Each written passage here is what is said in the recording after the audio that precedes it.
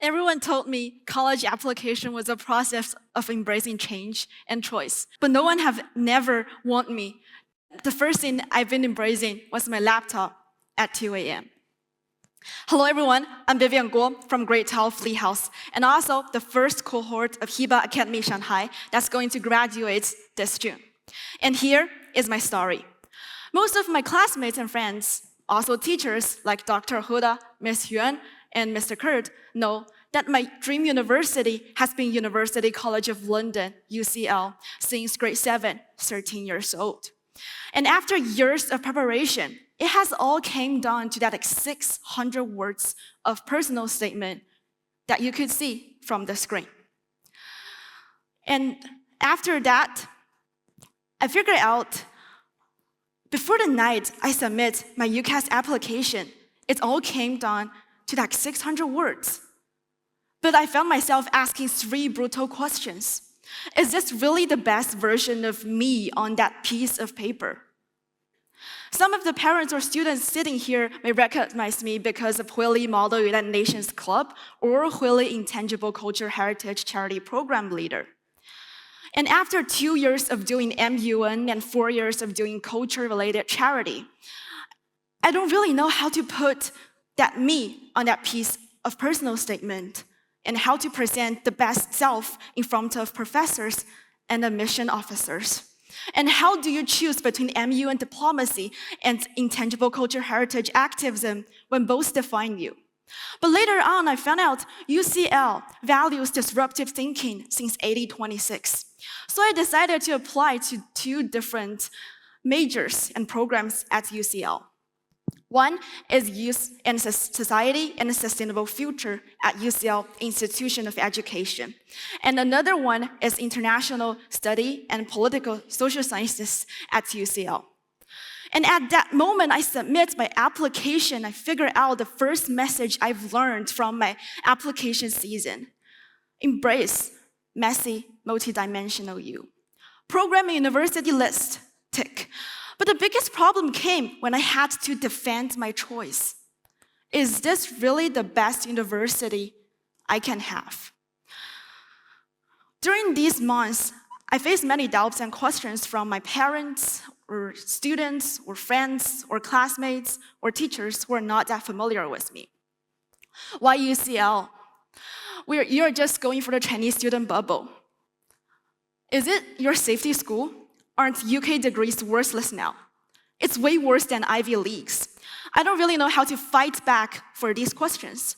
So I used 3 figures and 1 organization name to write my reply. My program, X313, rejects 89% of applicants this year, and luckily I became that 11% of applicants who successfully received offer. And also, my course requires 3 methodologies being learned fluency at year 1. And my another course, LV01, requires studying 1 completely new language, such as Japanese, to prepare as an exchange student in year 3 to go to Japan, such as Tokyo University. And last but not least, the bubble I want is the international department that literally advises UNESCO. So embrace the backlash is the second big message I've learned during the application season. What these comments really reveal is the fear of unconventional paths. Will you choose a university because it fits to your intellectual DNA rather than its ranking? You threaten the status quo. And the biggest question finally arrived. Is this really the best future I can have? During these months of applications, I found we, parents and students, or even some parents sitting here today that your child's really young, we treat university choices like prison sentences, fixed and defining. But look closer. I asked DeepSeek a question. Hi, could you list 20 possible different career paths I could have if I go to these 2 programs at UCL? And within just 10 seconds, it gives me 20 different possible answers, from international and social political field to youth and sustainable future and education field. And some of the fields I have never imagined I could get in touch with. So it taught me, embrace the beauty of uncertainty. Some of the parents sitting here may also feel uncertain about your future, because future is always unknown. You never know what you could meet the next time you turn right. Some of the parents or the students, no matter how old you are, you may not know what's the direction of your business gonna go in next year, next month, or next week. But embrace the beauty of uncertainty. UCL isn't my final destination. It's the permission clip that allows me to keep reinventing myself. And to summarize up today's TEDx, I want to use 2 photos. UCL values disruptive thinking since 1826 because it's not only the legacy, but it's our birthright. I could wear in a suit like the picture shown with a lanyard and delivering a United Nations speech upon the podium, or I could wear an apron and become an Intangible Cultural Heritage assistant at the workshop, or I could become everyone who I wish to become. 3 big key takeaways today. Firstly, embrace yourself isn't perfect, it's authentically messy. Embrace the messy, multidimensional you. And backlash is never about you, it's about others' limited imagination.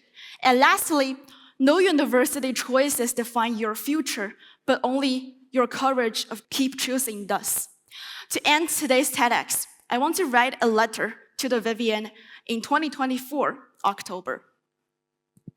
Please go to the bed right now and stop staring at the screen. It's 2 a.m.